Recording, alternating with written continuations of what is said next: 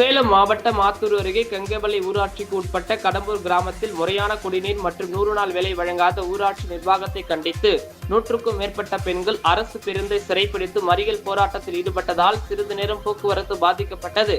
தகவல் அறிந்து சம்பவ இடத்திற்கு சென்ற கங்கவள்ளி போலீசார் மற்றும் வட்டார வளர்ச்சி அலுவலர்கள் போராட்டத்தில் ஈடுபட்டவர்களிடம் பேச்சுவார்த்தை நடத்தி உரிய நடவடிக்கை எடுக்கப்படும் என உறுதியளித்ததை தொடர்ந்து பெண்கள் போராட்டத்தை கைவிட்டு கலைந்து சென்றனர்.